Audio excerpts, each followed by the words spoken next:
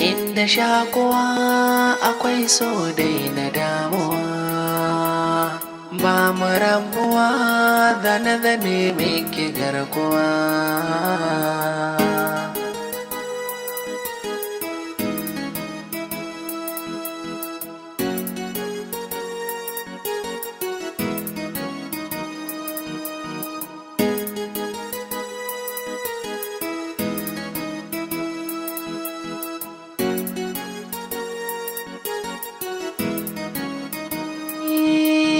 Damuwar da ke raina makarantar so, makarantar so. Assalamu alaikum. Alaikum assalam. Ƙawata tunanin me kike yi ku haka? Wallahi Annabi sallallahu alaihi wasallam yayi gaskiya. Da yace in zaka so, ka so daidai sannan kuma in zaka ki ma, ka ki daidai. Saboda ni dai na fada son wanda nake ki. Gaskiya ne. Annabin tsira sallallahu alaihi wasallam ya ce mu so abin da muke so saffa saboda wata rana zai iya zame mana damuwa. To ni dai halin da na fada kenan. Makina ne ya da masu Gaskiya ne. Cikin zuciya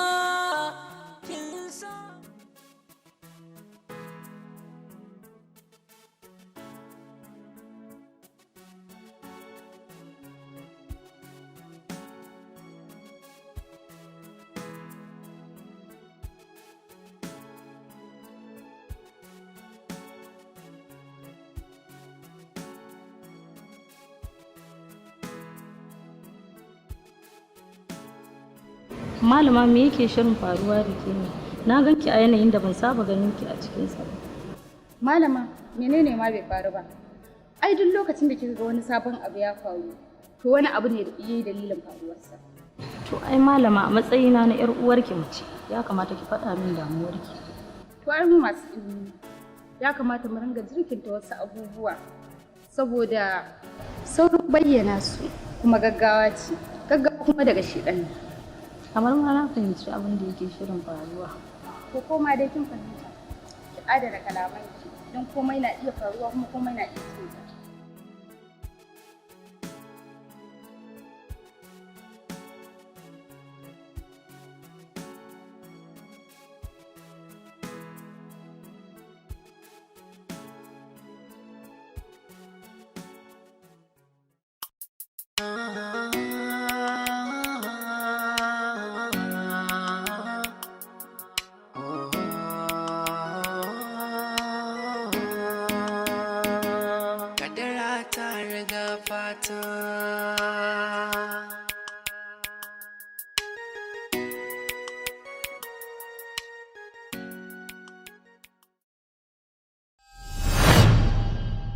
Assalamu alaikum.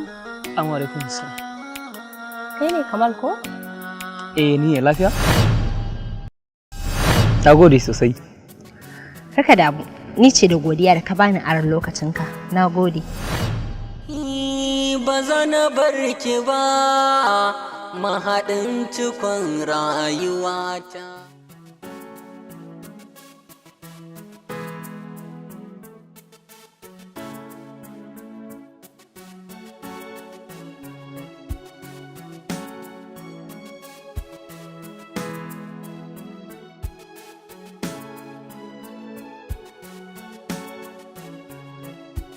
Salamu alaikum. Salamu alaikum.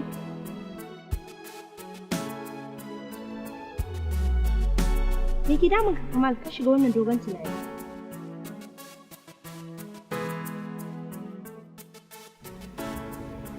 Zara, ki dubi girman Allah. Ki tuna bayan rayuwa akwai mutuwa. Bayan kuma mutuwa akwai hisabi. Me ya faru kake mun wannan jawabin Kamal? Dan Allah Zara, sun da yake mun dan Allah yake so na. Tsakaninki da girman zatin Allah ki faɗa min gaskiya. Makarantar su. Ba sun ce koi ba Zara, ko iya haka ma ya ishe ni amsa. amma dan Allah me yasa kika yi haka Zara?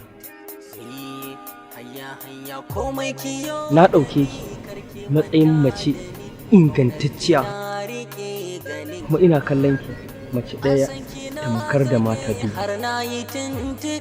amma kika ba kika cutar da ni, kika cutar da rayuwata ko kuma cutar da zuciyata kawai saboda biyan buƙatar wata, kuma buƙatar da kwata-kwata ba za ta amfane ki a rayuwa ba. Amma ba zan ce miki Allah ya isa ba, amma ina so ki sa na abun a ranki.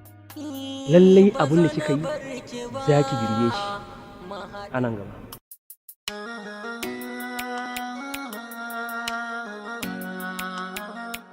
Kamal.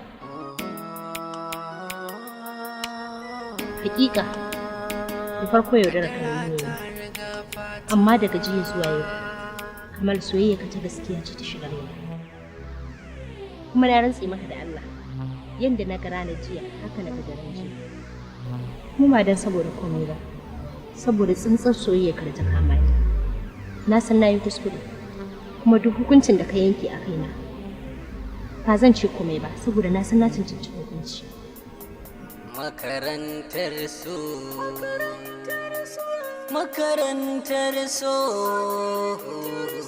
makarantar. Nana, don me kika faɗa ma Kamal wannan magana? Dole an gaya mishi gaskiya, saboda ɗan adam ne kamar kowa.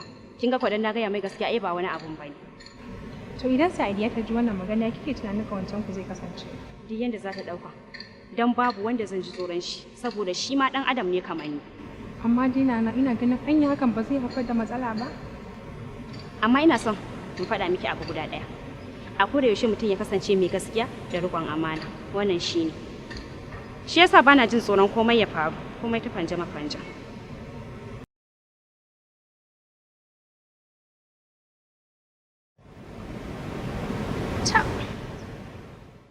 Zara, wannan abin da kika yi ba tsotsayi ba ne, ganganci ne. Kuma wannan abin da kika yi sunan shi sai da mutunci ne. Ni ma na san haka, amma yanzu ya za a yi? Shawara ta kawai guda ɗaya, kawai ki janye daga sai. Ba zan taɓa iyawa ba. Da alama, ramuwa ce za ta ci zuwa gare ki. Yanzu ainihin soyayyarsa ta gaskiya ce ta kama ni. Ke shawara ta ƙarshe abin da zan baki, kawai ki bar wannan magana. Don mutane suka ji wannan abu za su ce a da dare.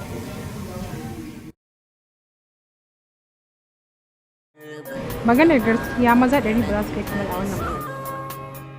Ai ba 100 zaki ce ba, 1000 zaki faɗa. Da ina suka mal da malamai suka dace. Gaskiya kun zauce, kowa fa zai iya irin wannan. Abin sa kai ne. Maganar ki ba gaskiya bane. Da a ce gaskiya ne, irin na kwana ina karatu da na zama kamar shi. To gashi kuma kun rabin sa ban kai ba. Shi fa al'amarin Kamal bai wace. Shi yasa duk mai ja da shi ma sai ya.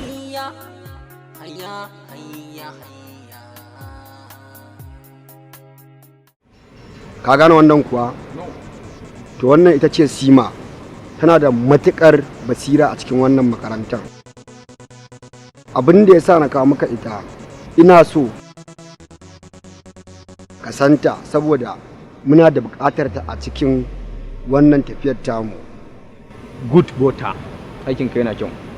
Tun san da Bota ya bani labarin cewa zai kawo ni gare ka, na yi matuƙar farin ciki saboda ina so ni ma a yi wannan tafiyar tare da ni. Idan har kina tare da mu, za ki ji daɗi sannan kuma za ki farin ciki kamar inda kika fara. Sai dai wani hanzari ba gudu ba. Ina tsoron kar mu je wannan tafiyar da yi nisa a gane muna aikata wani abu. Baka tunanin za a kore mu daga makarantar nan? Wane ne ya isa? Kaf makarantar nan babu wanda ya isa ya kore mu a wannan makarantar. Don haka ki saki jikinki, ki kawai abin da muka ce miki. Good. Sannan kuma ya kamata idan za a yi wannan tafiyar a dinga bani wani ɗan incomes da za su dinga shigowa. Abu na farko za ki samu kuɗi. Sannan abu na biyu za mu kare martabaki. Ke bani da kes. Na gode sosai. Bota na gode. ba wani ke sai ka in dai ina ciki inda shakuwa akwai so dai na damuwa ba mu rabuwa da na zame mai ke garkuwa